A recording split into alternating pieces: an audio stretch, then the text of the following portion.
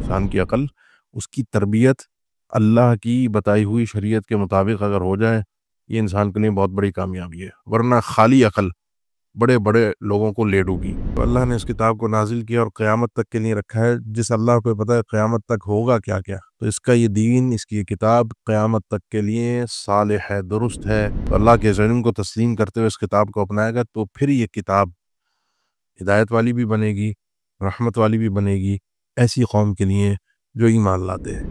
قل ان الامر کلہ للہ، اللہ کے رسول بتائیے ان کو، امر تو صرف سارا کا سارا اللہ کا ہے، اور امر دو طرح کے ہیں، اوامر شرعیہ اور اوامر کونیہ۔ شریعت میں بھی اللہ کا ہی احکامات ہیں، باقی کائنات کا نظام اور سسٹم میں تو کسی کا ذرہ برابر بھی کچھ نہیں چل سکتا، کوئی کچھ کر ہی نہیں سکتا۔ آسمان و زمین کو بھی اللہ نے جب کچھ نہیں تھا، کوئی ٹائم نہیں تھا، کچھ نہیں تھا، تو اللہ نے اس کو بھی پیدا کیا تھا۔ استوا کہتے ہیں استقرار کو، اللہ تعالیٰ اپنے عرش کے اوپر ہے، اور یہ قرآن مجید میں بالکل صراحت کے ساتھ ہے۔ اللہ سے جب آپ دعا کر رہے ہو تو آپ کی ظاہری کیفیت کیا ہو؟ بڑی عاجزی ہو، نمبر ایک۔ نمبر دو، خفیہ، چھپ کر۔ اور دعاؤں میں بھی اور عبادات میں بھی اصل یہی ہے کہ چھپ کر کی جائے۔ وَلَقَدْ يَسَّرْنَا الْقُرْآنَ لِلذِّكْرِ فَهَلْ مِن مُّدَّكِرٍ۔ السلام علیکم ورحمۃ اللہ وبرکاتہ۔ اعوذ باللہ من الشیطان الرجیم، بسم اللہ الرحمن الرحیم۔ الذین اتخذوا دینہم لہوا ولعبا وغرتہم الحیاۃ الدنیا فاليوم ننساهم كما نسوا لقاء يومهم هذا وما كانوا بآياتنا يجحدون۔ سورة الاعراف، آیت نمبر 51۔ الذین اتخذوا، وہ لوگ جنہوں نے بنایا اپنے دین کو، لہو اور لعب، کھیل اور تماشا، وغرتہم الحیات الدنیا، اور دھوکے میں ڈال دیا ان کو دنیا کی زندگی نے، فالیوم، لہذا آج کے دن، ننساہم، ہم انہیں بھلا دیں گے، کما نسو لقاء یومہم ھذا، جس طریقے سے بھلا دیا ان لوگوں نے اس دن کی ملاقات کو، وما کانوا بآیاتنا یجحدون، اور تھے یہ لوگ جو ہماری آیات کے ساتھ جحد کرتے، انکار کرتے، اس وجہ سے ہم ان کو بھلا دیں گے۔ اس آیت کا تعلق پچھلی آیت کے اختتامی لفظ کے ساتھ ہے۔ کل جہاں پر ہم نے مسئلے کا اپنی کلاس کا اختتام کیا تھا کہ قالوا ان اللہ حرمہما علی الکافرین، کہ اہل جنت یہ جواب دیں گے کہ اللہ تعالیٰ کی یہ نعمتیں حرام کر دی ہیں اللہ تعالیٰ نے کافروں پر۔ وہ کافر کون ہیں، ان کی تعریف کیا ہے، وہ تعریف اگلی آیت میں ہے۔ الذین اتخذوا دینہم، یہ کافروں کا، ان کافروں کا بیان ہے، وضاحت ہے۔ وہ کافر وہ ہیں جنہوں نے اپنے دین کو کھیل تماشا بنا کے رکھا اور ان کو ان کی دنیا کی زندگی نے غفلت میں ڈال دیا۔ یہ آیت پہلے بھی اس ضمن میں لہوا ولعبا اور لعبا ولہوا، یہ الفاظ پیچھے بھی گزر چکے ہیں۔ ان میں فرق اور کھیل تماشے کی وضاحت، دین کو کس طریقے سے بنایا جاتا ہے، یہ پہلے بھی ایک دو بار، دو تین بار تو میں نے بھی کی ہے آپ کے سامنے۔ تو وغرتہم الحیات الدنیا، اور ان کو دنیا کی زندگی نے دھوکے میں ڈال کے رکھا۔ اور کل بھی ہمارے ساتھ یہ پاس یہ آیت گزری تھی، آیت کا ٹکڑا جہاں میں نے بتایا تھا آپ کو، وَهُمْ بِالْآخِرَةِ كَافِرُونَ، کہ آخرت کا انکار، آخرت میں اٹھنے کا، اللہ کے سامنے پیش ہونے کا انسان کے دل میں احساس جب مر جائے تو پھر وہ دنیا کا ہو جاتا ہے، اور جب وہ دنیا کا ہو جاتا ہے پھر وہ عجیب کھیل تماشا اور اس کا موج مستی چلتی ہے۔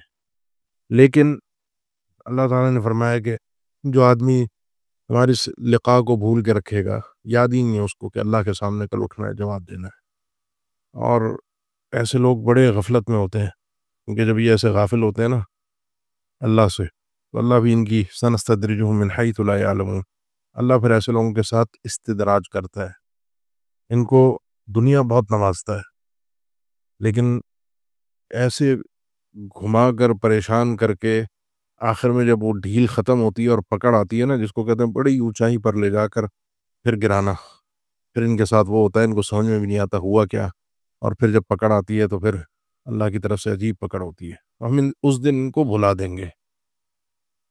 اللہ کی طرف سے بھلایا جانا، بھول تو ایک نقص ہے، نسیان تو یہ انسانوں میں پایا جاتا ہے کہ انسان ایک چیز کا اسے علم ہے پھر وہ بھول گیا، میں بھول گیا تھا مجھے کام کرنا تھا، مجھے یاد نہیں رہا کہ میں نے یہ میری ذمہ داری تھی۔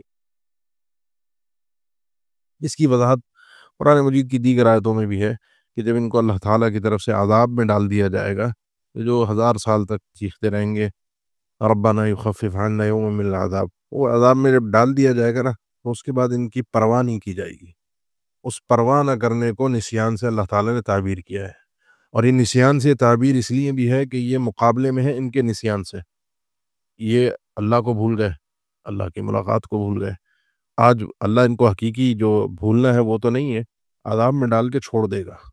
جیسے یہ اپنے اللہ سے غافل تھے، آج اللہ کو بھی ان کی پرواہ نہیں ہے، کہاں مر رہے ہیں، کیا ان کے ساتھ ہو رہا ہے، کیا ان کی تکلیف ہے، کیا ان کے عذاب کی شدت ہے، کوئی رحمت والا معاملہ ان کے ساتھ نہیں ہوگا۔ وجہ یہ ہے کہ ان کو کل قیامت کے دن اٹھنے پر اللہ کے سامنے یقین نہیں تھا۔ یہ اصل بنیادی وجہ ہے۔ ایمان بالآخرہ انسان کے پاس نہ ہو، کل اللہ کے سامنے جواب دہی نہ ہو، تو انسان بڑا دنیا میں ادھم مچا کے رکھتا ہے۔ اور جب انسان کو یہ احساس آ جائے نا، کبھی بھی کوئی گناہ کر رہا ہے، کوئی بھی غلط کام کر رہا ہے، اور اس وقت صرف دو چیزیں آتی ہیں ذہن میں۔ ایک کہ اگر یہ میں نے غلطی کر لی تو مجھے کل اللہ کو جواب دینا پڑے گا، اور دوسرا ہوتا ہے کہ اگر میں نے یہ گناہ نہیں کیا، اس کے بدلے میں اللہ کی نعمت، اللہ کی جنت، اللہ کی رحمت بڑی عجیب چیز ہے۔ لولا الرآ برہان ربی، انشاءاللہ آگے یوسف علیہ السلام کا واقعہ آئے گا تو اس میں اس گناہ کے ترک میں بات آئے گی کہ انہوں نے جو اللہ کی برہان کو دیکھا تھا اس سے کیا مراد ہے۔ اس کے بعد اللہ تعالیٰ نے اب یہ قیامت کے دن کا تذکرہ تفصیل سے کیا ہے، کیونکہ یہ اصل بنیاد ہے، اصل محور ہے جو انسان کو عبادات پر ابھارتا ہے۔ وَلَقَدْ جِئْنَاهُمْ بِكِتَابٍ، اور یقیناً یہ واو قسمیہ بھی بعض اہل نے ذکر کیا کہ اللہ تعالیٰ نے قسم اٹھا کر ذکر فرمایا ہے کہ ہم لے آئے ان کے پاس بکتابٍ، ایسی کتاب فصلناہ علی علم، جس کی ہم نے تفصیل کی ہے علم کی بنیاد پر، جس میں ہم نے وضاحت کی ہے علم کی بنیاد پر۔ وہ علم کس کا ہے؟ وہ علم اللہ رب العالمین کا ہے، اور اللہ کے علم کی وسعت آپ پچھلی صورت میں پڑھ گئے ہیں، مستقل پڑھتے رہتے ہیں۔ جو ما کان و ما یکون، کوئی چیز اس سے عالم الغیب والشہادہ ہے، جو نہیں ہونا وہ بھی اسے پتہ ہے، جو ناممکن ہے وہ بھی اسے پتہ ہے، جو مستحیل ہے وہ بھی اسے پتہ ہے، ہوگا تو کیا ہوگا، نتائج کیا ہوں گے، اس کی جزیات کیا ہوں گی، اللہ کو سب کچھ پتہ ہے۔ اس اللہ کو جس کو سب کچھ پتہ ہے، اس نے یہ کتاب آپ کے اور میرے لیے نازل فرمائی ہے۔ اس کا مطلب کیا ہے؟ اس کا مطلب یہ ہے کہ جب اللہ نے اس کتاب کو نازل کیا اور قیامت تک کے لیے رکھا ہے، جس اللہ کو پتہ ہے قیامت تک ہوگا کیا کیا، تو اس کا یہ دین، اس کی یہ کتاب قیامت تک کے لیے صالح ہے، درست ہے، ہر زمان میں، ہر مکان میں، ہر جگہ، ہر علاقے، ہر زمین کے خطے پر، ہر وقت، ہر صدی، ہر گھڑی، ہر سال یہی کتاب آپ کے لیے راہ ہدایت ہوگی۔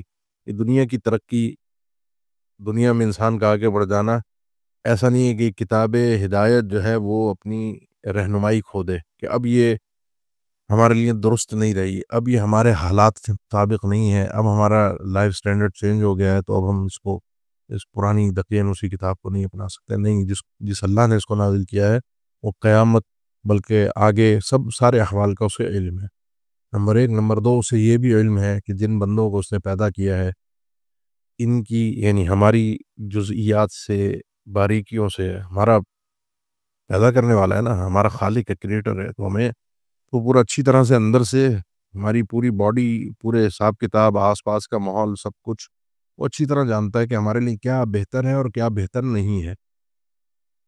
اس نے اس دنیا میں جب بھیجا ہے تو چونکہ اختیار دیا ہے تو پھر اس نے بتا دیا یہ کام بہتر ہے، یہ کام بہتر نہیں ہے۔ تو اس کتاب کو جو کما حقہ اپنائے گا، تو آگے جو الفاظ ہیں ہدی و رحمۃ لقوم یؤمنون، جو اللہ کے علم کو تسلیم کرتے ہوئے اس کتاب کو اپنائے گا تو پھر یہ کتاب ہدایت والی بھی بنے گی، رحمت والی بھی بنے گی ایسی قوم کے لیے جو ایمان لاتے ہیں۔ مومنوں کے لیے پھر یہ راہ ہدایت بھی ہے، اور مومنوں کے لیے یہ رحمت بھی ہے۔ تو یہ اس صورت میں جب انسان اللہ کو مانتا ہو، اللہ کی عظمت کو سمجھتا ہو کہ اللہ رب العالمین کا علم کیا ہے۔ انسان کے بعض اوقات جو ہے نا، وہ کان پہ پینسل لگی ہوئی ہوتی ہے، پین لگا ہوا ہوتا ہے، اور وہ پین ڈھونڈ رہا ہوتا ہے، میں نے پین کہاں رکھا تھا، اور وہ اللہ کو چیلنج کر رہا ہوتا ہے، اللہ کے احکامات کو چیلنج کر رہا ہوتا ہے کہ یہ کیسے ہو سکتا ہے، یہ آج کے دور میں درست نہیں ہے۔ ہماری اپنے عقل کے احوال تو یہ ہیں، اس لیے انسان کو اپنی عقل جو ہے وہ شریعت کی تربیت کے مطابق اگر ہو جائے تو یہ تو بہت بڑی نعمت ہے انسان کو. انسان کی عقل، اس کی تربیت اللہ کی بتائی ہوئی شریعت کے مطابق اگر ہو جائے، یہ انسان کے لیے بہت بڑی کامیابی ہے. ورنہ خالی عقل بڑے بڑے لوگوں کو لے ڈوبی. خالی عقل. امام ذہبی رحمہ اللہ نے ایک اپنی کتاب، ان کی سیر اعلام النبلاء، بڑی شاندار کتاب ہے. اس میں ایک ملحد کا ذکر کیا ہے، ابن الراوندی کے نام سے ہے. یہ کہتا تھا قرآن میں غلطیاں بھی ہیں، اور یہ قرآن جو ہے وہ کوئی مقدس کتاب اس کو لوگ کہتے ہیں کہ جس پہ کوئی اعتراض نہیں کیا جا سکتا. ایسی تو دنیا میں کوئی چیز نہیں ہے. بڑے ملحدانہ اس کے عقائد اور نظریات تھے. اس کے احوال کو ذکر کیا، اور پھر آخر میں 2 جملوں کے ساتھ تبصرہ کیا امام ذہبی رحمہ اللہ نے. پہلا جملہ تھا لعن اللہ الذکاء بلا ایمان. اللہ کی لعنت ہو ایسی ذکا پر، ایسی عقل مندی پر کہ جس میں ایمان نہ ہو. کیا فائدہ ایسی عقل کا جس میں ایمان نہ ہو. ورضی اللہ عن البلادتی مع التقوی. اور اللہ راضی ہو یا راضی ہو گیا ایسے آدمی سے جو بلید ہے، کم عقل ہے، بے وقوف ٹائپ سمجھا جاتا ہے، لیکن اس کے پاس ایمان اور تقوی ہے. اس بار امام راضی اور امام غزالی کے حوالے سے جو یہ واقعات مشہور ہے، دونوں یعنی متکلمین کے امام تھے، اپنے فن کے ماہرین تھے. تو آخری عمر میں جو امام راضی کا واقعہ، امام غزالی کا واقعہ، امام راضی کا واقعہ ہے، جو ایک بڑھیا سے ملاقات ہوئی، پتہ چلا. کسی نے بتایا کہ یہ آدمی جو ہے وہ کیا ہے، اللہ کے وجود پر اس کے پاس 1000 دلائل ہیں، اللہ کو ثابت کرنے کے لیے 1000 دلائل ہیں. تو اس عورت نے کہا کہ اس کے پاس 1000 شک ہوں گے، اس لیے اس کو 1000 دلائل کی ضرورت پڑی. ورنہ جس بندے کو اللہ کا وجود ماننا، اس کے لیے ایک دلیل بھی کافی ہوتی ہے. ایک دلیل بھی کافی ہوتی ہے. اسی لیے یہ حضرات آخری عمر میں اگر آپ ان کے اقوال پڑھیں تو ان کے یہی ہے کہ کاش ہم کسی جو ہے وہ نیسابور کی بوڑھی عورت کی طرح ہوتے، جو گاؤں دیہات کی ہوتی ہیں، جن کو لوگ بے وقوف سمجھتے ہیں، وہ اللہ ذکر و اذکار میں لگی، اللہ کی ماننے والی. یہ اتنا کچھ پڑھا ہی نہ ہوتا، اتنا کچھ جانا ہی نہ ہوتا، وہ سلامتی والا ایمان نصیب ہو جاتا. تو اللہ کے علم کے ساتھ جب انسان کی تربیت ہوتی ہے نا، پھر یہ کتاب ہدایت اور رحمت بنتی ہے. ورنہ انسان کو غلطیاں ہی نظر آتی رہیں گی، انسان کو ہی نظر آئے گا یہ کتاب، یہ علم درست نہیں ہے، یہ شریعت اب آج کے دور میں مناسب نہیں ہے. یہ اللہ نے وہ کتاب نازل فرمائی ہے، اس میں ساری تفصیلات ہیں، ہر چیز کا علم ہے. قیامت کا علم بھی ہے، قیامت کے احوال بھی ہیں، اللہ کے سامنے کل جواب دہی کا مسئلہ بھی ہے. اسی لیے چونکہ مضمون یہی چل رہا ہے تو اگلی آیت یہی ہے، هل ينظرون الا تأویلہ. یہ لوگ نہیں انتظار کر رہے ہیں مگر اس کی تعویل کا. کس کی تعویل کا؟ قیامت کے وقوع. تعویل کا معنی ہوتا ہے کوئی بات آپ کو بتائی جائے، پھر اس کا حقیقی معنی کے اندر حقیقی منظر آپ دیکھیں. جی کل ہم جائیں گے اور اس طرح سے ہوگا، ہم فلاں جگہ جائیں گے، وہاں ہم یہ پروگرام ہمارا مینج ہوگا، پھر کل جب اب ہوتا ہوا اس کو دیکھیں. تو یہ لوگ اس کے وقوع پذیر ہونے کو، انجام پذیر ہونے کو انتظار کر رہے ہیں. کب آئے گی قیامت؟ کب ہوگی قیامت؟ کب ہوگا وہ قیامت کا منظر؟ استہزائیہ بھی ہے اور انکار بھی ہے. اللہ تعالیٰ نے فرمایا کہ یوم یأتی تأویلہ، جس دن اس کی تعویل آئے گی. یہ جو اللہ نے قرآن مجید میں قیامت کے برپا ہونے کا، قیامت کے دن اللہ کے سامنے کھڑا ہونے کا جو منظر بیان کیا، جس دن اس کی حقیقت واضح ہوگی، تو یقول الذین نسوہ، کہیں گے وہ لوگ جو نسوہ من قبل، اس دن کو جنہوں نے پہلے ہی بھلا دیا تھا، جن کو پتہ ہی نہیں تھا اللہ سے ملاقات کرنی ہے، اس دن وہ کہیں گے کہ قد جاءت رسل ربنا بالحق، یقیناً ہمارے رب کے رسول بالکل سچی باتیں لے کر آئے تھے. رسول نے تو بالکل صحیح بات کہی تھی، قیامت ہوگی، اللہ کے سامنے کھڑا ہونا ہوگا. اس دن وہ قرار کر بیٹھیں گے کیونکہ اپنی آنکھوں سے اب دیکھ لیا، جب تک دیکھا نہیں تھا. اور یہ قرآن میں کئی دفعہ یہ مضمون آیا ہے. اب اس دن بچاؤ کی کیا صورت ہوگی؟ اب تو پھنس گئے، دنیا میں تو موج مستی کی تھی. اب بچاؤ کی صورت ہوگی فَهَلْ لَنَا مِن شُفَعَاءَ فَيَشْفَعُوا لَنَا، کہ ہمارا کوئی سفارشی ہے، کوئی مددگار ہے تو فَيَشْفَعُوا لَنَا، وہ ہماری شفاعت کر دے، ہمارا مسئلہ سالو کروا دے. جن کے اللہ کے علاوہ پوجنے والے تھے، کسی کی اللہ کیا رکھی جاتی ہے، کوئی سفارشی ہے نہیں ہے. یہ آپشن نہیں ہے تو دوسرا آپشن ہے او نردو، یا اللہ ہمیں واپس پلٹا دے. ہم نردو، ہم پلٹا دیے جائیں، واپس دنیا میں واپس بھیج دیے جائے. فنعمل، اور پھر ہم عمل کریں غیر الذی کننا نعمل، ان اعمال کے علاوہ جو ہم اعمال کرتے تھے، اس کے علاوہ ہم سدھر جائیں گے. یا پچھلی صورت میں سورہ انعام میں بھی پڑھ کر آئے کہ اگر اللہ سے یہ جو درخواست کرتے ہیں وَلَوْ تَرَىٰ إِذْ وُقِفُوا عَلَى النَّارِ فَقَالُوا يَا لَيْتَنَا نُرَدُّ وَلَا نُكَذِّبَ بِآيَاتِ رَبِّنَا وَنَكُونَ مِنَ الْمُؤْمِنِينَ. اس دن قیامت کے دن یہ جہنم کے سامنے ہوں گے تو یہ کہیں گے کہ ہمیں واپس پلٹا دیا جائے، واپس دنیا میں بھیج دیا جائے، ہم انسان کے بچے بن جائیں گے، اور ہم وہ جو حرکتیں پہلے کرتے تھے وہ نہیں کریں گے، جو اللہ نے کرنے کو کہا ہے وہی کریں گے۔ تو اللہ نے کیا جواب دیا تھا کہ وَلَوْ رُدُّوا لَعَادُوا لِمَا نُهُوا عَنْهُ وَإِنَّهُمْ لَكَاذِبُونَ، سورہ انعام میں، کہ اگر ان کو واپس دنیا میں بھیج بھی دیا جائے، یہ میں نے جو جملہ ذکر کیا تھا نا کہ اللہ کا علم کی وسعت یہ ہے کہ کام نہیں ہوگا ہی نہیں، ممکن ہی نہیں ہے، لیکن اگر وہ ہو تو اس کی تفصیلات کیا ہوں گی، تو ان کو واپس دنیا میں بھیجنا ہے ہی نہیں اللہ کے قانون میں۔ لیکن اگر بھیج بھی دیا جائے تو اللہ نے وضاحت کر دی کہ پھر بھی انہوں نے وہی کام کرنے ہیں جن کاموں کے کرنے سے ان کو منع کیا گیا تھا۔ یہ سدھرنے والی، یہ ان کے خمیر میں ایمان نہیں ہے، سدھار نہیں ہے، اصلاح نہیں ہے۔ تو فنعمل غیر الذی کننا نعمل، شفاء کے تو آپ بے شمار آیتوں میں یہ جوابات پڑھ کے آ گئے، کوئی سفارشی اللہ کے سامنے کھڑا ہو کر، کوئی یہ غیر اللہ جن کو پوچھتے تھے، کوئی ان کے کام نہیں آئے گا۔ واپس بھیجے جانے کا مسئلہ بھی ختم ہو گیا۔ اب نتیجہ کیا ہے؟ اب نتیجہ ہے قد خسروا انفسہم، انہوں نے اپنے آپ کو خود خسارے میں ڈال دیا، خود نقصان میں ڈال دیا، اپنی جان کو خود نقصان میں ڈال دیا۔ وضل عنہم ما کانوا یفترون، اب آج کے دن گم ہو گیا، ہٹ گیا، غائب ہو گیا، جو کچھ یہ افترا کرتے تھے، جھوٹ بولتے تھے، وہ سب آگے پیچھے ہو گیا، معاملہ بھی تن تنہا کھڑے اللہ کے سامنے، کوئی بھاگنے کی صورت نہیں، کچھ نہیں ہے۔ اس تفصیل کو اللہ تعالیٰ نے اپنی کتاب میں بیان کر دیا ہے۔ جس نے اس کو سمجھ لیا کہ اللہ کے سامنے کھڑا ہونا ہے، وہ ساری حرکتوں سے، تکذیب سے، استکبار سے، جو صورت میں سارے مسائل چیزیں بیان ہو رہی ہیں، ان سب سے بچ جائے گا۔ اس کے بعد اللہ تعالیٰ نے اپنا تعارف پیش کیا ہے، کیونکہ اللہ کے سامنے آپ نے کھڑا ہونا ہے۔ آسمان و زمین کو بھی اللہ نے، جب کچھ نہیں تھا، کوئی ٹائم نہیں تھا، کچھ نہیں تھا، تو اللہ نے اس کو بھی پیدا کیا تھا۔ پھر اللہ جو ہے وہ قیامت بھی برپا کر سکتا ہے۔ اس لیے یہ پورا استدلال چلتا ہوا آخر تک جا رہا ہے، اور آخر میں جہاں سے نوح علیہ السلام کی قوم کا واقعہ شروع ہوگا، اس ساری تفصیل کا نچوڑ جو ہے وہ ایک ہی جملے میں آئے گا، کذالک نخرج الموتى لعلکم تذکرون، وہ انشاءاللہ وہاں ہم پڑھتے ہیں۔ ان ربکم اللہ الذی خلق السماوات والارض فی ستۃ ایام، یقیناً تم سب کا رب، خالق، مالک اور رازق مدبر وہ اللہ ہی ہے۔ الذی خلق السماوات والارض، جس نے آسمان و زمین کو پیدا کیا ہے، فی ستۃ ایام، 6 دنوں میں۔ یہ سورہ قاف میں بھی اللہ نے ذکر فرمایا کہ وَلَقَدْ خَلَقْنَا السَّمَاوَاتِ وَالْأَرْضَ وَمَا بَيْنَهُمَا فِي سِتَّةِ أَيَّامٍ وَمَا مَسَّنَا مِن لُغُوبٍ، ہمیں 6 دنوں میں پیدا کرنے کے بعد کوئی تھکاوٹ نہیں ہوئی تھی کہ 7ویں دن وہ کوئی آرام کا دن بن گیا تھا، جس کو ہفتے کا دن کہا جاتا ہے، جو یہودیوں کے نزدیک چھٹی کا اور آرام کا دن ہے، کہ اللہ نے 20 دن آرام کیا تھا آسمان و زمین کو بنا کر تھکاوٹ کی وجہ سے، نعوذ باللہ من ذالک۔ تو اللہ تعالیٰ نے 6 دنوں میں پیدا کیا۔ اس کی تفصیل جو ہے وہ اللہ تعالیٰ نے سورہ حامیم سجدہ 24 پارے میں ذکر فرمائی ہے کہ 2 دن 4 دن آسمان کو، زمین کو، پھر دہب، اور پوری اس کی تفصیل کس طرح سے۔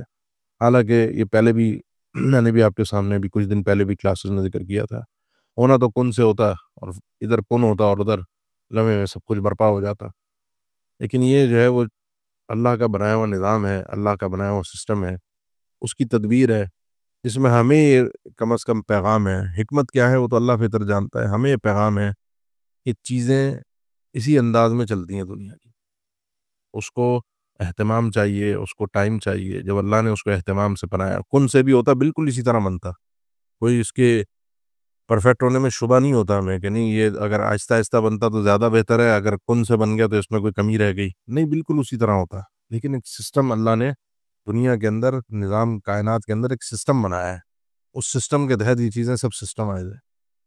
پھر رہی بات، ایک بارہا مسئلہ آتا ہے، شاید میں نے تو اب تک آپ سے ذکر نہیں کیا، شیخ عثمان نے شاید ذکر کیا ہو، کہ فی ستۃ ایام، یہ 6 دن کا جو تذکرہ ہے، یہ 6 دنوں سے کیا مراد ہے؟ ہمارا جو سورج چاند کا جو سسٹم ہے، رات اور دن کے آنے کا، کیونکہ اس کے آگے رات اور دن کا بھی تذکرہ ہے، تو یہ تو آسمان و زمین کی پیدائش کے بعد کا سارا سلسلہ ہے اس دن کا۔ اور ٹائم آپ سب جانتے ہیں کہ وہ جیسے جیسے انسان اوپر کی طرف جاتا ہے، فضاؤں میں آگے بڑھتا ہے، سورج سے دور ہوتا ہے، ٹائم اس کا سلو ہو جاتا ہے، اور اسی وجہ سے قیامت کا دن جو ہے اللہ کے پاس، وَإِنَّ يَوْمًا عِندَ رَبِّكَ كَأَلْفِ سَنَةٍ مِّمَّا تَعُدُّونَ، اللہ کے ہاں جو سسٹم اور نظام ہے، ہمارے شمار والے ہمارے جو دن چلتے ہیں، اس میں 1000 سال جو گزرتا ہے، اللہ کے پاس وہ ایک دن ہوتا ہے۔ قرآن مجید میں ہے، وَإِنَّ یومن عند ربک کألف سنۃ مما تعدون، ہمارے 1000 سال گزرتے ہیں، وہاں ایک دن ہوتا ہے. تو ٹائم کا فرق ہے. اب یہ 6 دن کون سے ہیں؟ کیونکہ یہ تو بن رہے تھے. اب یہ کون سے ہیں اس کی کوئی وضاحت اللہ نے ہمیں نہیں دی. بس یہ بتایا 6 دن تھے. اب وہ دن کون سے ہیں، ان کی تفصیلات کیا ہیں، ٹائم کیا یہی والا تھا یا کوئی دوسرا تھا، اتنی تفصیلات میں چونکہ بیان نہیں کی گئیں. اور غیب کا معاملہ ہے، میں اور آپ کوئی تکا لگا کے کوئی اپنے خرچ سے بات بھی نہیں کر سکتے. مقصود کیا ہے؟ مقصود یہ ہے کہ ہم ان اللہ کی نعمتوں پر غور کر کے اللہ سے جڑنے کی، اللہ کی طرف لو لگانے کی. یہ ہے ان چیزوں کی جو کریشن ہے اس پہ اتنا غور، اور جو خالق ہے اس کو بھی انسان بھول جائے. اتنا ابھی آج کل چلتا رہتا ہے، اکثر و بیشتر وہ مسئلہ اٹھتا ہے جی زمین گول ہے یا چپٹی ہے یا بیزاوی ہے یا کس طرح کی، بہرحال وہ بحثیں چلتی رہتی ہیں. بھائی کچھ بھی ہے، ایک میں مثال دے رہا ہوں. اس بحث کے بعد، جاننے کے بعد، دی اینڈ رزلٹ کیا آ رہا ہے؟ کیا انسان اللہ سے جڑ رہا ہے، اللہ کے قریب ہو رہا ہے، اللہ کو مان رہا ہے؟ اصل چیز یہ ہے اللہ کی قربت، یہ اصل فائدے تک پہنچنا ہے. باقی آپ استدلالات کرتے رہے اور ان استدلالات کے اندر پھنسے رہ گئے اور آگے نہ بڑھ سکے، استدلال کر کے اللہ تک نہ پہنچ سکے، تو پھر فائدہ کیا ہے اس استدلال کا، فائدہ کیا ہے اس بحث کا؟ تو ان 6 دن کون سے ہیں اللہ عالم، اللہ نے بیان نہیں کیا. بہرحال 6 دن ہے، اس کی تفصیلات ہمیں نہیں بتائی گئیں. لیکن ان 6 دنوں میں آسمان زمین کو پیدا کرنے کے بعد ہمیں اللہ کی ربکم اللہ الذی خلق السماوات، اللہ تک پہنچنا ہے. اس کے بعد ثم استوى علی العرش، پھر اللہ مستوی علی العرش ہوا، اپنے عرش پر مستوی ہوا. اور یہ قرآن مجید میں تقریباً 7 آیات جو ہیں وہ صراحت کے ساتھ ہیں استوى علی العرش کی، اسی الفاظ کے ساتھ، واستوى یا ثم استوى علی العرش ثم استوى الی السماء. استوا کہتے ہیں استقرار کو. اللہ تعالیٰ اپنے عرش کے اوپر ہے اور یہ قرآن مجید میں بالکل صراحت کے ساتھ ہے. اس کے بعد جو ہے وہ اس کا ساتھ ہونا، اس کی معیت، یہ تفصیلات جہاں جہاں آیت میں آتی رہیں گی اور انشاءاللہ پھر آپ کو بتاتے رہیں. باقی اللہ تعالیٰ جو ہے وہ، یہ کوئی کائنات اس کے اندر ہے یا وہ کائنات کا مظہر ہے یا ہر چیز جو وجود اختیار کرتی ہے پھر اس سے جدا ہو جاتی ہے، یہ سارے فلسفے، سادہ سا عقیدہ اللہ نے دیا ہے کہ یہ خلق ہے، یہ مخلوق ہے. آگے جو الفاظ آ رہے ہیں نصیحت کے اختتام پر وہ مزید بات کو واضح کر دیں گے. سب مخلوق ہے اور مخلوق جدا ہے، مخلوق خالق کے اندر نہیں ہے، مخلوق خالق سے علیحدہ ہے اور اللہ عرش پر ہے. اب وہاں کیا ہے کیا نہیں ہے، ہم کسی فلسفے سے، کسی عقل سے اتنی گہرائی کے ساتھ جاننے کی کوشش کریں جس چیز تک انسان کی رسائی نہیں کسی بھی ذریعے سے. کیونکہ عقل بھی جو ریسورسز حاصل کرتی ہے وہ مشاہدے، سماع اور بصارت سے ہی ہے نا. جو عقل ڈیولپ ہوتی ہے آپ کی، سائنس بھی جو ترقی کرتی ہے، جہاں بھی جاتی ہے، جو بھی بات کرتی ہے وہ تھیوری پر کرتی ہے نا، کچھ دیکھ کر، کچھ سن کر، کسی نہ کسی چیز پر آگے بڑھتی ہے. جب وہاں تک رسائی نہیں ہے کسی بھی چیز کی سوائے اللہ اور اس کے رسول کے فرامین کے، تو اس میں اپنے تخرصات کا انسان کو کوئی بات کرنے کی، اپنے ایمان کو خطرے میں ڈالنے کی ضرورت نہیں ہے. سادہ سا، بہت ہلکا سا، معمولی سا، یعنی معمولی سے مراد یہ ہے کہ بہت سادہ سا مسئلہ ہے، اتنا کوئی پیچیدہ نہیں تھا جس کو پیچیدہ بنا دیا گیا. یغشی اللیل النہار، جب اس نے رات اور دن کا سسٹم بنایا، مستوی علی العرش ہو گیا، تب وہ کرتا کیا ہے؟ یغشی اللیل النہار یطلبہ حثیثا، وہ ڈھانپ دیتا ہے رات کے ذریعے سے دن کو.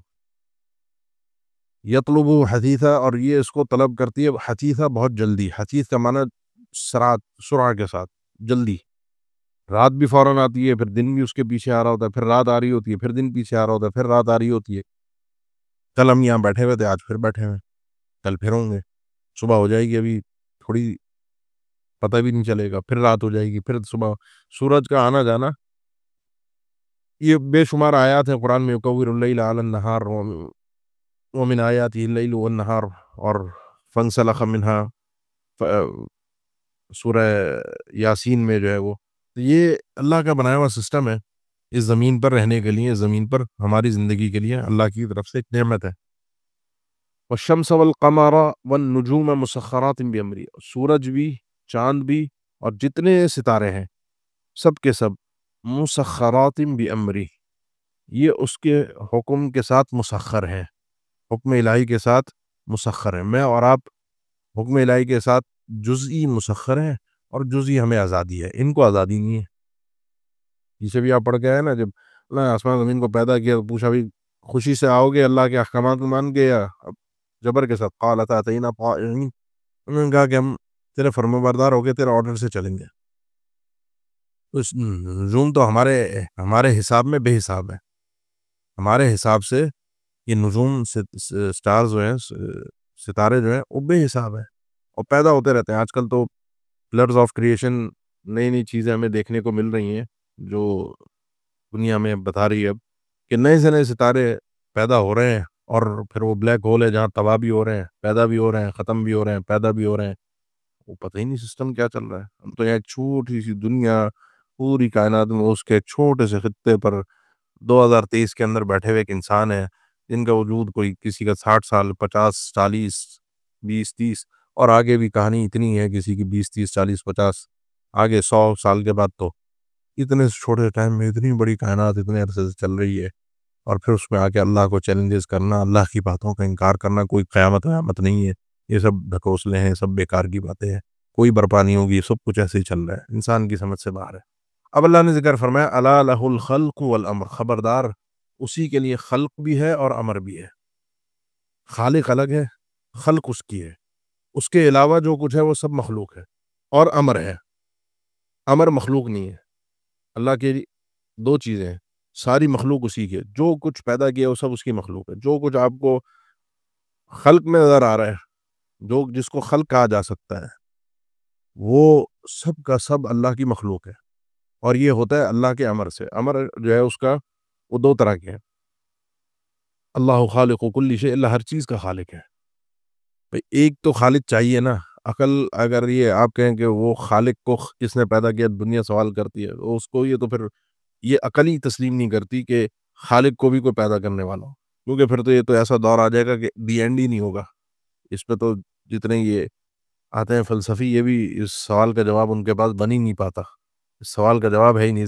سوال کا جواب سیدھا سا ہے کہ هو الاول والآخر والظاہر والباطن وهو بكل شيء علیم. وہ پہلے سے ہے، وہ جب کوئی ٹائم شائم نام کی چیز نہیں، یہ کوئی کائنات نام کی چیز بھی کوئی چیز نہیں تھی، تو وہ خالق ہے. اس کو کسی نے پیدا نہیں کیا، اور وہ خود بخود بھی وجود میں نہیں آیا. اتنی کوئی تفصیلات میں جانے کی ضرورت بھی نہیں ہے. اس کے علاوہ باقی جو کچھ بھی ہے، اس کا عرش ہو، اس کی کرسی ہو، فرشتے ہوں، پانی ہو، آسمان ہو، زمین ہو، آسمان و زمین کی ساری مخلوقات ہو، سب خلق ہے، سب خلق ہے. اور امر ہے، اس کا حکم چلتا ہے اس کا.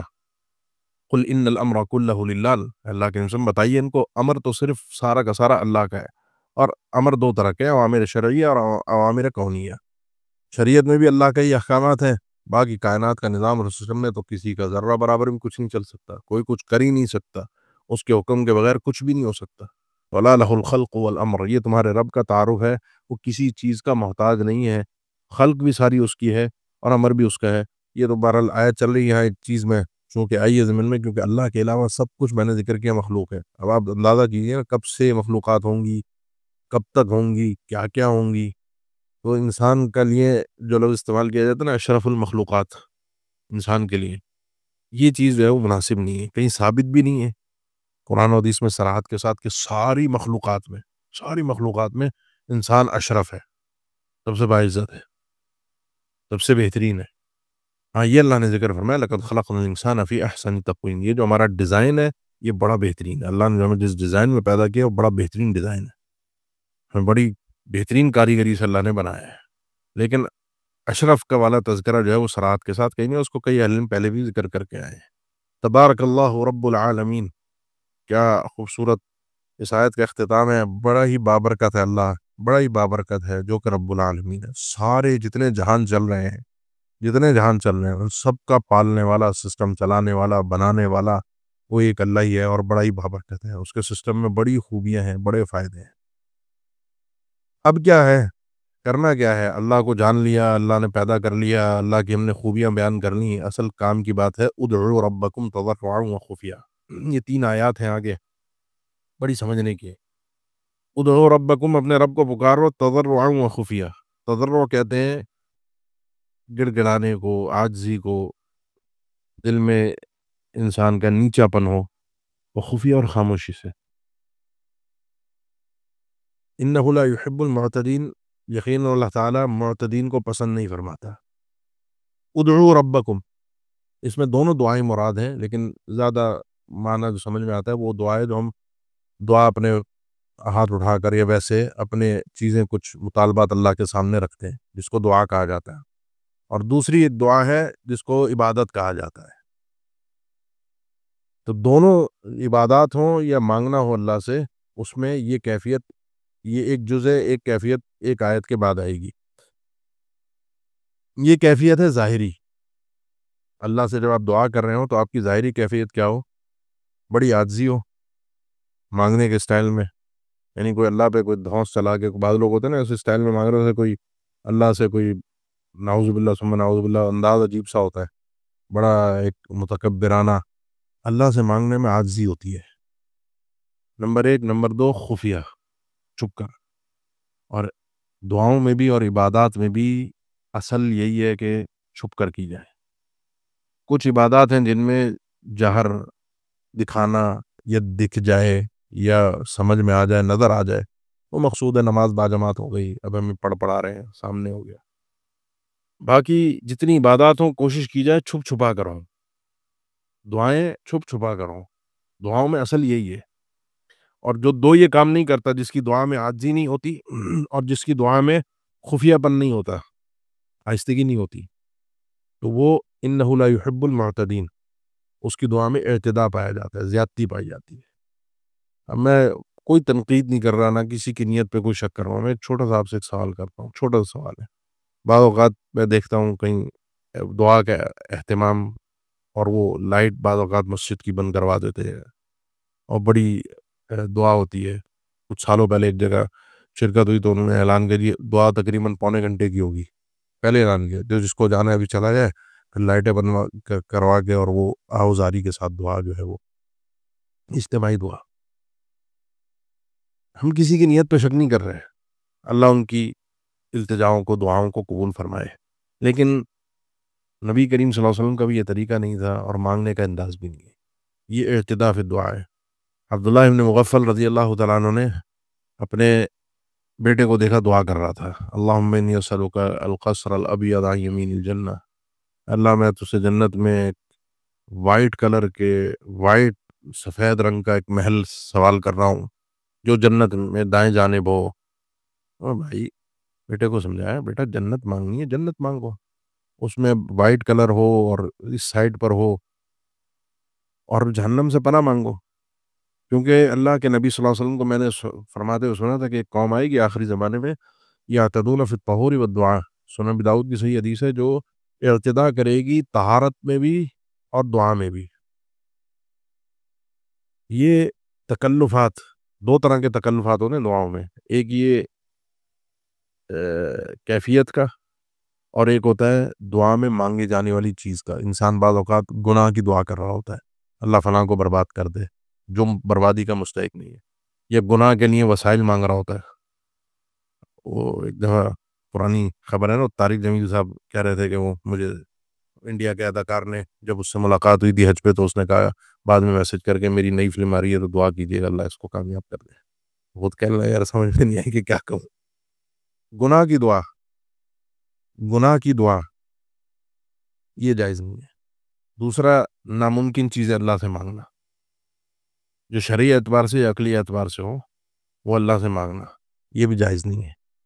ممکن چیزیں مانگیں جن کے وسائل ہوں، اور وسائل کے ساتھ انسان کوشش کرے، پھر اللہ سے دعا کرے، تو یہ انسان کی دعا پھر اعتداء سے باہر آ جاتی ہے۔ اپنی اللہ سے آپ اپنی راز و نیاز کی باتیں خود کریں۔ دعاؤں کے جتنے اوقات ہیں تقریباً خاموشی کے اور تنہائیوں کے، خاص حتیٰ کہ نماز تک میں اپنی اپنی دعا ہے۔ نماز تک میں کوئی اجتماعی دعا ہمیں دی نہیں گئی۔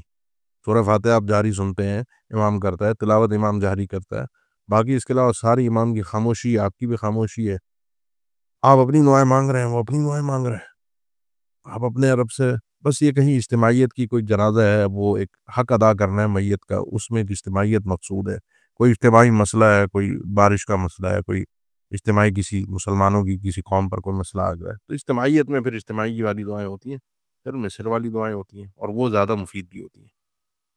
اس کے بعد اللہ تعالیٰ نے ذکر فرمایا کہ وَلَا تُفْسِدُوا فِي الْأَرْضِ بَعْدَ إِصْلَاحِهَا، اور نہ فساد مچاؤ زمین میں اس کی اصلاح کے بعد، زمین کی اصلاح کے بعد وَادْعُوهُ خَوْفًا وَطَمَعًا، اور اللہ کو پکارو خوف اور طمع کے ساتھ۔ یہ دعا کا ہی تذکرہ چل رہا ہے، لیکن درمیان میں زمین میں فساد نہ مچاؤ۔ یہ پہلے بھی یہ کئی دفعہ یہ الفاظ گزرتے ہیں۔ اس میں سب سے پہلی چیز فساد فی الارض جس کو کہا جاتا ہے وہ انسان کے گناہ ہے، جس میں سر فہرست شرک ہے، جو زمین سے اللہ کی نعمتوں کو رحمتوں سے انسان کو محروم کر دیتا ہے، برکت ختم ہو جاتی ہے۔ جیسے جیسے گناہ ہوں گے ویسے ویسے آپ دیکھیں گے اللہ کی طرف سے انسان کے لیے اس کی دعاؤں میں تاثیر ختم ہوتی جائے گی۔ جو جتنا بڑا فسادی ہوگا اتنا ہی بڑا اللہ سے دور ہوگا۔ اور جیسے جس نوعیت کا گناہ ہوگا، یہ گناہوں کے اثرات ہیں کہ انسان دنیا اور آخرت میں اپنے آپ کو محروم کر دیتا ہے۔ دعاؤں کی قبولیت میں ایک بہت بڑی رکاوٹ یہ گناہ ہے، بہت بڑی رکاوٹ ہے۔ تو اس طرح کے گناہوں کی دعائیں، اس طرح کے گناہ کرتے ہوئے دعائیں، یہ چیزیں جو ہیں وہ مناسب ہیں۔ وَادْعُوهُ خَوْفًا وَطَمَعًا، اور اللہ کو پکارو خوف اور طمع کے ساتھ۔ اوپر دعا میں نے ذکر کیا تھا جو پچھلی آیت تھی، میں نے کہا یہ ظاہری کیفیت کا بیان ہے، اب یہ داخلی کیفیت کا بیان ہے، اندرونی۔ جب اللہ کو آپ پکار رہے ہو تو خوف اور طمع دونوں ہو، ڈر بھی ہو اور لالچ بھی ہو، امید بھی ہو۔ اور اہل علم نے اس کی بالکل سادہ سی مثال ذکر کی، جیسے پرندے کے دو پر ہوتے ہیں، دونوں سے اڑتا ہے، دونوں کا بیلنس ہونا ضروری ہے۔ ایک ادھر سے پھر ایک ادھر سے، اوپر یہ اوپر ہوگا یہ نیچے ہوگا، پھر فوراً یہ اوپر ہوگا یہ نیچے ہوگا، جیسے آپ سسٹم دیکھتے ہیں۔ ایک پر سے نہیں اڑا جا سکتا، یہ خوف اور طمع دونوں کے ساتھ ہوگا، دونوں پیرالل چلیں گے ساتھ ساتھ، اور دونوں کو آپ نے توازن کے ساتھ رکھنا ہے، کوئی ایک چیز بھی بڑھنے نہیں چاہیے۔ انسان کا خوف اگر بڑھ گیا وہ صوفیت میں چلا جاتا ہے، اور انسان کی طمع اگر بڑھ جاتی ہے تو ہمارے ایسا حل مرجع والا حل ہو جاتا ہے، بس وہ اللہ غفور رحیم ہے، اللہ غفور رحیم ہے، اللہ غفور رحیم ہے۔ تو خوف اور طمع کی یہی تین شکلیں بنتی ہے کہ ایک تو انسان کو جو حد سے تجاوز کر دے، وہ غافل کر دے، اتنے خوف میں چلا جائے کہ اس کو اللہ کی امید ختم ہو جائے، یا اتنی امید میں چلا جائے کہ جو اللہ کے ڈر میں خوف ہی ختم ہو جائے، یا دوسرے نمبر پر اتنا خوف جو انسان کو اعمال پر لے کر آئے، اس کے مقابلے میں اتنی ہی امید جو انسان کو یہ ہو کہ اللہ غفور رحیم ہے لیکن اعمال کے ساتھ ہے۔ اور اس کے بعد ایک خوف اور طمع جو ہے وہ اللہ کے مخصوص بندوں کا ہے، جو اللہ سے قیامت کے دن سے بھی ڈرتے ہیں، اللہ کی ملاقات سے بھی ڈرتے ہیں۔ اللہ سے امید ہے ان کو اتنی ثواب کی نہیں ہے جتنی اللہ سے ملاقات کی امید ہے، کیونکہ امید جو ہے وہ اللہ کے ثواب کی بھی ہوتی ہے، انسان کو اللہ کی رضوان کی بھی ہوتی ہے، رضا کی بھی، اور ابتغاء وجہ اللہ بھی ہوتی ہے، اللہ سے اللہ کی ملاقات کی، اللہ کے دیدار کی۔ تو وہ مختلف مراتب اہل علم نے ذکر کیے۔ ان رحمت اللہ قریب من المحسنین، یقین اللہ کی رحمت جو ہے وہ محسنین کے بہت قریب ہے۔ محسنین کون ہوئے؟ وہی جن کا تذکرہ آپ نے پڑھا کہ جو اللہ سے ایسے مانگتے ہیں، اللہ سے ایسے سوال کرتے ہیں، اللہ سے ایسے ایسے عبادت کرتے ہیں، ظاہری اور باطنی دونوں کیفیات کا اللہ تعالیٰ نے بیان فرمایا۔ تو یہاں پر محسنین کی یہ تعریف ہے، اور اللہ کی رحمت ان کے بہت قریب ہے۔ قریب سے مراد گویا کہ مل گئی، جو اس کیفیت میں اللہ کی طرف آئے گا، اللہ کی طرف سے اس کے لیے آسانیاں ہوتی جائیں گی۔ یہ ہے اللہ سے جب انسان کو ملاقات کا ڈر ہوتا ہے نا، اس طرح کی زندگی انسان گزارتا ہے۔ اللہ کا تعارف ہوا۔ اب ایک اللہ نے قیامت کے دن کے لیے استدلال پیش کیا، گفتگو وہی چل رہی ہے، تذکرہ وہی ہے سارا کہ وَهُوَ الَّذِي يُرْسِلُ الرِّيَاحَ، وہ اللہ وہی ہے جو ہوائیں چلاتا ہے، یرسل الرِّيَاحَ، ہواؤں کو بھیجتا ہے، بشرن، خوشخبری دینے والی ہوائیں ہوتی ہیں، بین یدی رحمتی، اپنی رحمت سے پہلے، اس کی رحمت سے مراد بارش سے پہلے خوشگوار ہوائیں چلتی ہیں، جو ان بادلوں کو آگے آیت کا اگلے حصہ بادلوں کو لے کر آتی ہیں، اور انسان ان ہواؤں سے بڑا خوش ہو جاتا ہے، بڑا۔ اور ہم سب بھی جب بھی ایسا وہ شدت کی گرمی ہوتی ہے، پریشان ہوتے ہیں، ایسی خوشگوار ہوا چلتی ہے، اس کے بعد مزیدار سی بارش ہوتی ہے، تو انسان کو سکون ملتا ہے، طبیعت اور مزاج، عجیب ایک کیفیت انسان کی کیسا بھی کیوں نہ ہو، طبیعت میں ایک خوشحالی آ جاتی ہے۔ یہ تو ایک ظاہری ہے نا، آگے تو اور اس کے فوائد ہیں، حتی اذا اقلت، یہاں تک کہ جب یہ ہوائیں اٹھاتی ہیں، اقلت معنی اٹھانا، تحملت، سحاباً ثقالاً، بھاری بھاری بادلوں کو، سحاب بادل، ثقالاً بھاری بھاری بھاری بادلوں کو ہوائیں اٹھاتی ہیں، سقناہ، تو ہم پلاتے ہیں اس کو، اس سحاب کے پانی کو، بادلوں کے پانی کو، لبلد میت، بلد میت کو، میت سے مراد زمین کا میت ہونا، بنجر ہونا، جس میں کوئی فائدہ نہیں ہے، بالکل بنجر ویران زمین ہے، خالی پڑی ہوئی ہے۔ فَأَنزَلْنَا بِهِ الْمَاءَ، تو ہم نازل فرماتے ہیں اس سے پانی کو، فَأَخْرَجْنَا بِهِ مِن كُلِّ الثَّمَرَاتِ، اور اس پانی کے ذریعے سے ہم نکالتے ہیں ہر قسم کے ثمرات، ہر قسم کے پھل۔ یہ بارش نازل ہوتی ہے، بنجر زمین پہ جاتی ہے، وہاں سے پھر زمین سے سبزہ اگتا ہے، چیزیں اگتی ہیں، اور ویسے ہی گھاس پھوس اگاتی ہے جو جانوروں کے لیے، ان کے چرانے کے لیے، ان کے پلانے کے لیے مفید ہوتی ہیں زمین سے۔ وہ پانی اگر نہری شکل اختیار کر جاتا ہے پھر زرعی زمین میں پہنچتا ہے، اور طرح طرح کی چیزیں اس سے اگتی ہیں۔ كَذَلِكَ نُخْرِجُ الْمَوْتَى لَعَلَّكُمْ تَذَكَّرُونَ، اسی طریقے سے ہم نکالیں گے، اٹھائیں گے مردوں کو تاکہ تم نصیحت حاصل کر سکو۔ یہ جملہ تھا جو میں نے شروع میں بھی عرض کیا تھا، یہاں تک پہنچانا تھا، سارا استدلال اسی کے لیے تھا۔ اتنی بڑی اللہ نے آسمان و زمین بنا دیا 6 دن میں، سب کچھ، سارا سسٹم، نظام، یہ معاملات، بارش برساتا ہے، مردہ زمین سے اناج اگا دیتا ہے۔ اور یہ مسئلہ پہلے بھی گزرا ہے، تو وہاں بھی میں نے ذکر کیا تھا، 3 مقامات ہیں جہاں صراحت کے ساتھ اللہ تعالیٰ نے تشبیہ دی ہے بارش کے ساتھ احیاء موتا کی، اور اس میں بھی بعض روایات میں تذکرہ ہے کہ قیامت جب برپا ہوگی اور مردوں کا جب اٹھایا جانا ہے تو وہ بھی بارش ہوگی، بارش برسا کر، جو یہ جس کا تذکرہ حدیث میں عاجب الذنب کے نام سے ہے، آپ کی اور میری ایک ہڈی ہے جو ریڑھ کی ہڈی کے اختتام پر بڑی چھوٹی سی، نرم سی، مڑنے والی، تو یہ جو ہے وہ ختم نہیں ہوتی، مٹتی نہیں ہے، پانی اس میں مٹی میں نہیں مل جاتی، ایک طرح سے پانی اس کو لگتا ہے، اور پھر ایک انسان کی دوبارہ ایک نشو و نما، اور پھر دوبارہ اس کو ایک حیات جو ہے وہ نصیب ہوگی۔ تو اللہ جو پہلے پیدا کرنے پر قادر ہے، وہ دوبارہ وہ 6 دن میں آسمان و زمین کو پیدا کیا، وہ تو کن سے بھی پیدا کر سکتا ہے۔ تو ایک سسٹم بہرحال اس نے بنایا ہے، اس کے قدرت پر اعتراض نہیں ہو سکتا۔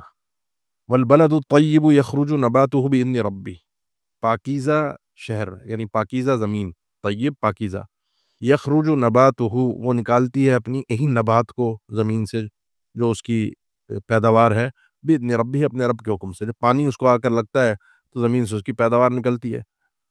والذی خبوث، اور وہ زمین جو گندی ہے، مطلب اس کی زمین میں صلاحیت ہی نہیں ہے، وہ بالکل ایسی زمین ہے کہ جس سے کچھ اگ ہی نہیں سکتا، لا یخرج الا نکیدا، نہیں وہ نکالتی مگر انسان کے لیے بہت گندی یا بیکار یا بے فائدہ چیز، نہ ہونے کے برابر، نکد کسی کام کی کوئی چیز نہیں ہوتی۔ آپ صلی اللہ علیہ وسلم نے صحیح بخاری مسلم کی حدیث ہے ابو موسیٰ اشعری رضی اللہ تعالیٰ عنہ کہ آپ نے بیان فرمایا کہ انما مثلی و مثل ما بعثنی اللہ بہ کمثل غیث، اللہ تعالیٰ نے جو دین مجھے دے کر بھیجا ہے اور جو تعلیمات مجھے دے کر بھیجی ہے، اس کی مثال ایک بارش کی ہے۔ بارش جب نازل ہوتی ہے تو 3 طرح کی زمینیں آپ صلی اللہ علیہ وسلم نے ذکر فرمائیں، کہ ایک زمین وہ ہوتی ہے کہ جو پانی کو قبول کرتی ہے، پانی اس کے اندر جذب ہوتا ہے، اور پھر وہ اس کے اندر سے جو بھی اس کے اندر صلاحیت ہو وہ نفع کے لیے کچھ نہ کچھ نکالتی ضرور ہے، فائدہ ضرور ہوتا ہے۔ اور ایک زمین جو ہے وہ اس طرح کی ہوتی ہے کہ سخت ہوتی ہے، لیکن وہ ٹھہری ہوئی ہوتی ہے کہ پانی اس پر نازل ہوتا ہے، جذب تو نہیں کرتی لیکن پانی کو روک لیتی ہے۔ اس نے پانی پیا تو نہیں، لیکن اس سے دوسرے چیزوں کو پانی کا فائدہ ہو گیا، جانور اس سے آ کر پیتے ہیں، انسانوں کے کام میں آ گیا، پانی محفوظ ہو گیا۔ اور تیسری ہوتی ہے جو بالکل چٹیل بھی ہوتی ہے اور ڈھلان پہ بھی ہوتی ہے، پانی نازل ہوا، سیدھا وہ لگ کے آگے گزر گیا، نہ اس میں جذب ہوا نہ اس نے روکا، اس زمین کو کوئی فائدہ نہیں ہوا۔ اللہ کی وحی جو نازل ہوتی ہے، جو دین نازل کیا اللہ نے آسمان سے، وہ ہمارے دلوں میں اسی طرح گھر کرتا ہے۔ کسی کے دل میں اتر گیا، اس نے خود بھی قبول کیا، خود بھی اس کو فائدہ ہوا، اور پھر اس نے اس فائدے کو دوسروں تک منتقل کیا، اس کے اعمال کی شکل میں وہ فائدہ نظر آیا، اس کے ثمرات لوگوں تک منتقل ہوئے۔ کچھ ایسے ہوتے ہیں کہ جن کے دل تک یہ بات تو پہنچتی ہے، اندر خود تو نہیں اتری لیکن وہ دوسروں کو فائدہ دے گیا، خود عمل کرنے والا نہیں لیکن بہرحال فائدہ ہو گیا اس سے لوگوں کو۔ اور تیسرا وہ ہے کہ جس نے نہ سنا، نہ دیکھا، نہ سمجھا، ادھر کی ادھر ہو گئی معاملہ، نہ اس کو دین سے کوئی فائدہ ہوا۔ کذالک نصرف الآیات، اسی طریقے سے ہم پھیر پھیر کر اپنی آیات کو بیان کرتے ہیں مختلف انداز سے، آپ پڑھیے رہے مستقل مسئلے قیامت کے استدلال، اللہ کے وجود کا ذکر، اللہ کے نبی صلی اللہ علیہ وسلم کی رسالت، آپ صلی اللہ علیہ وسلم کے حوالے سے، یہ مختلف انداز سے پھیر پھیر کر یہ چیزیں آ رہی ہیں۔ یہ قومی یشکرون، ایسی قوم کے لیے جو شاکر قوم ہے، اللہ کا شکر ادا کرنا، جو سمجھ جائے اس کے لیے ایک ہی دلیل کافی ہے۔ بہر اللہ نے حجت پوری کی ہے مختلف انداز، مختلف اسلوبوں سے، تاکہ انسان کو کسی انداز سے، کسی اسلوب سے بات سمجھ میں آ جائے اور وہ اپنے رب کے قریب آ جائے۔ اللہ رب العالمین چاہے تو پوری مخلوق سے ایک لمحے میں بات کر لے، اور اللہ رب العالمین چاہے تو مجھ پر اور آپ پر اور اس دنیا کے ہر انسان پر اللہ رب العالمین ایک فرشتے کو نازل فرما دے جو اس کو وحی کرے. لیکن یہ کرنے سے وہ جو ایک مقصد تھا آزمائش کا وہ ختم ہو جائے گا. نبی صلی اللہ علیہ وسلم کے زمانے میں اگرچہ بیت اللہ میں 360 بت پڑے ہوئے تھے، لیکن پورا جو حجاز تھا وہ 3 بڑے بتوں کو مانتا تھا، لات، عزا، منات، اور چوتھا ایک 4 بت تھے حبل کے نام سے. ہود علیہ السلام کی جو قوم تھی، قوم عاد، وہ بھی شرک میں مبتلا ہو چکی تھی اور انہوں نے بھی اپنے معبود بنا لیے تھے.